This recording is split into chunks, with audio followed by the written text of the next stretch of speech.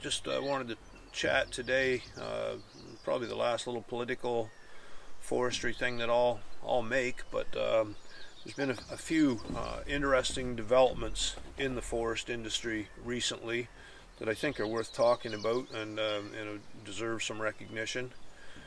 One development recently, the provincial government announced that they were going to support contractors in the forest industry to the tune of quite a few $1,000,000 for the contractors that harvest to purchase new machinery that's more suited for ecological forestry.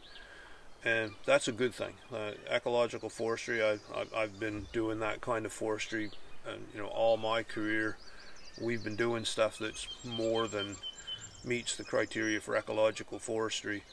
A lot of the contractors, they've been dictated how they had to cut properties, and they have equipment that's probably not really suited for that type of forestry because it's too large. It requires too much production per day just to pay for it. Anyway, this money that's been released by the government was, I think, part of what was called the transition fund, and a lot of that fund originally had gone to people that really were not pro-forestry. Some of that money went to groups that were supporting closing the pulp mill and things like that, and I just thought that was wrong. But I'm really glad to see there's been a bit of a change in that philosophy, and some of this money is going to go where it should go to. I think that the groups that have lobbied the government for this money to go to these people, this contractors group that I'm not really too knowledgeable about, but it's good to see that they are operating and have unified, and then the other group that's been an advocate for the forest industry all along is the Forest Nova Scotia, and they've done a pretty good job in this as well, and they've released quite a bit of the information on this, and they also have battled some of the propaganda that's been out there. Anyway, that's one major development. I think that's a really good thing, and kudos to those groups that got that, and kudos to the government for supporting that idea.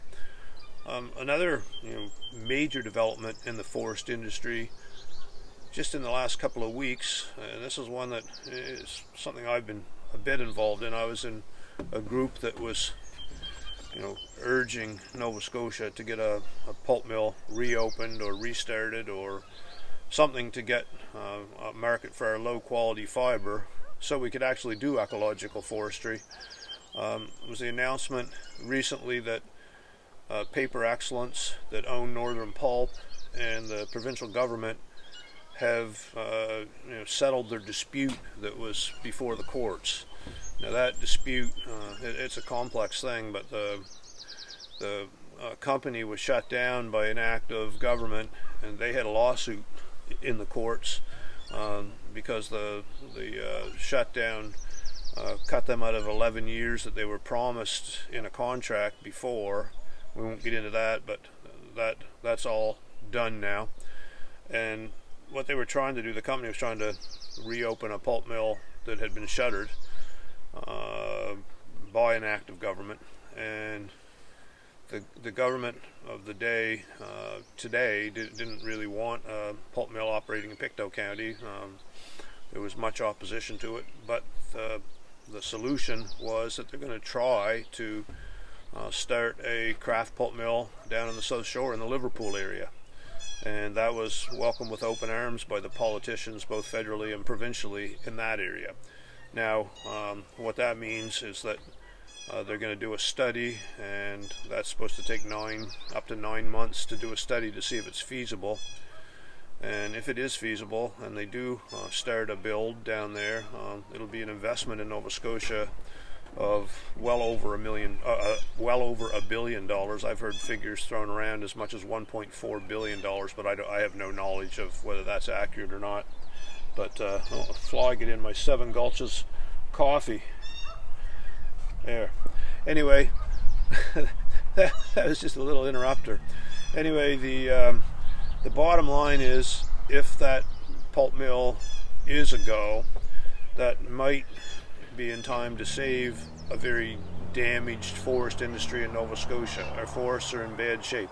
Not in bad shape from over-harvesting. They're in bad shape from not being harvested enough and not being managed properly. We weren't able to sell pulpwood for a number of years. That stuff was left laying on the ground by contractors, landowners, whatever. That hopefully will be cured, but it'll take a number of years, and it'll probably be well beyond the end of my forestry career before that actually comes to pass. But it is a positive development, and for the younger people involved in the forest industry, it shows that there is some hope. And it's hard to say what governments in the next few years will do. There's already been, propaganda put out there from the naysayers, and they're talking about how the government is going to put millions and billions of dollars, and that's not true. Those are things that are taken out of thin air. Nobody really knows what the financial settlements have been between the government and Paper Excellence. But some of those same groups, for instance, the Ecology Action Group, complaining about government money going into that industry, they've received millions of dollars from the government for their very existence. And so I think it's a bit hypocritical of that type of group to be complaining about an industry that provides employment and provides a market for low quality wood, which is desperately needed in all parts of forest industry. So I just thought I'd add that in there.